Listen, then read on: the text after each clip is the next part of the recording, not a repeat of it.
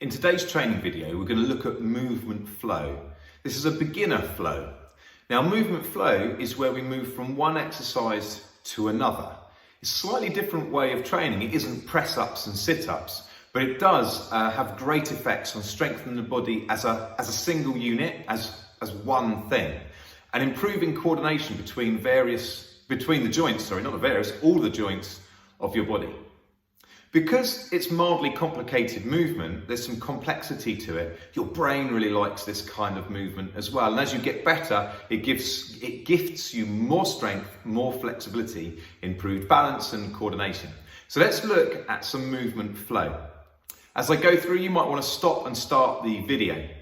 Although I'm going to use 3 exercises, every time I go through, I'm going to make the exercise a little bit more difficult. So make sure that you work at the right level for you as you go through this. You might go, hey, I'm not going to do that last one, or you might go, hey, this is easy, I'm going to power on through to the end. Let's get to the mat. Okay, with movement flow, we're often, or with this type of training I should say, we're often on our hands and they're on the floor, and we've got weight on the hands. So we always want to do a little bit of a wrist warm-up. So I'm just going to circle the wrists around now that I've linked them together, just to get a little bit of preparation in them. If you have particularly weak wrists, then you definitely want to just be working on these kinds of exercises just to mobilise. I've gone around one way, I'm going to take it back round the other, like so. Right, from there I'm just going to do a wave, taking the wrists to the end of range on the way up there, so both the top wrist and bottom wrist are at the end of range. As I go round, then I'm on the other side as well. So just mobilising those wrists through, and then I go round the other way. Now, if you're participating and having a go at this, if the wrists begin to ache as you do stuff, then do some loosening, do the circles or do the waves. Another good thing to do is just put some traction on the end of the hand there. So I grab the base of the hand and just pull 3 or 4 seconds and pull the base of the hand here. Just giving some space in that wrist joint. Let's move on to our first exercise. I'm going to be on all fours, but with this all four position, I'm going to lift the knees off the ground. I'm going to turn towards you, putting my hip on the ground.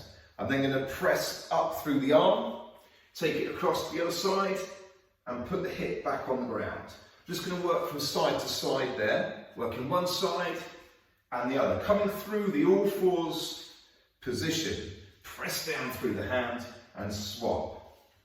Right, so we've got that. So now I'm going to go from the seated position. I'm going to go all the way through, put my foot on the floor. I'm going to take that foot back and then swap it over. Notice the heel touching down on the ground there. So nice solid heel. I'm going to swap onto my bum, hand on the ground behind me, and then come through. Boom, like so.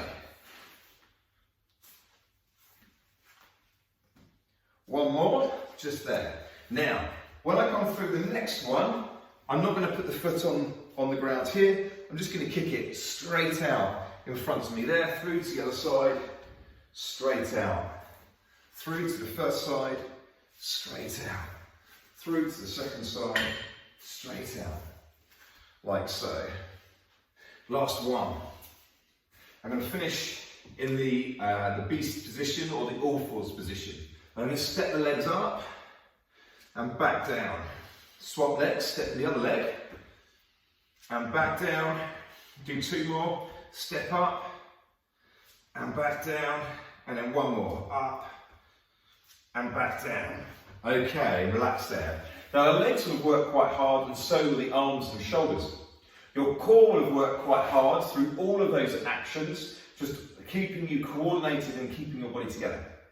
I'm going to make each one a little bit harder this time. So I'm going to start on the beast. I'm going to draw the leg through, place it flat on the floor. This time I haven't put my bum on the ground at all, it's off the ground there as I move into the crab. I move back, I swap to the other side, slide the leg through, place the hand down into the crab, bum is off the ground there, and back. I'm going to work through from one side to the other. Go at your own speed. I'm just giving you a few reps to watch here. So that was exercise 1, but the slightly more advanced version. Exercise 2, again, I'm not going to put the bum down. I'm going to slide the leg out there, but I haven't sat down. I'm going to come back, slide the leg out there, but I'm not putting the bottom on the floor this time. I'm keeping my bum off the ground. 5, 6, and then this time I'm going to step up, but I'm going to drop the squat as deep as I can, and then come back. 1, step up, drop the squat as deep as I can. 2, step up, drop the squat as deep as I can. 3, boom, and last one. 4, nice. So, that's my kind of intermediate version of this little movement flow as I move from one movement to the next. So let's look at the hardest version of this particular little routine. I start in the beast position with my knees off the ground and I slide through.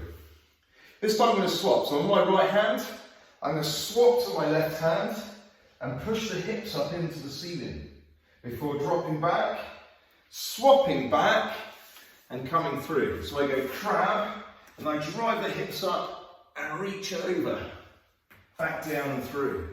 Crab, drive the hips up and reach over, back down and through. Now, as you can probably feel if you're doing it, or see as I'm doing it, there's a lot going on. The whole body has to work with every exercise all the time. Last one.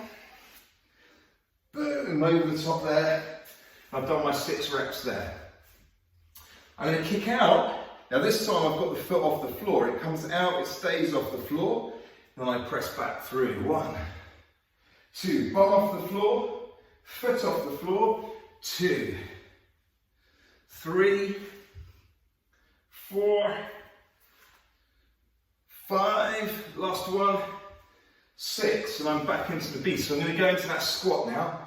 I'm going to jump 2 feet. Did you see I used 2 feet that time? I'm going to come up onto the toes, nice and high, drop back down and then jump back. 1, jump up. Now, if your squat's only this low, that's fine. You just squat from there and you press up, back down, boom. And if your squat's only here, that's fine too. You straighten out the back, come up on the toes, back down, 3. I'm going to do deep one again, so I'm in that nice position. Up on the toes, back down, boom, and relax. So you'd work round, if you're doing it, you're like me, you probably find you're just starting to sweat quite nicely. So you'd work round that in maybe a set at a time, or if you can go around it several times in a row, maybe 2 or 3 times. Take a break of a minute and then go again. Now I've used 6 reps of the sideways ones and 4 of the front ones, but you could also just link them straight together like so. So I go one side with the crab reach, or whichever difficulty level you're going to go at. I come through with a kick, jump up, back down, and then I'm back to the beginning again. Boom. Through like so. So you can just link them straight through, which is why it's known as movement flow.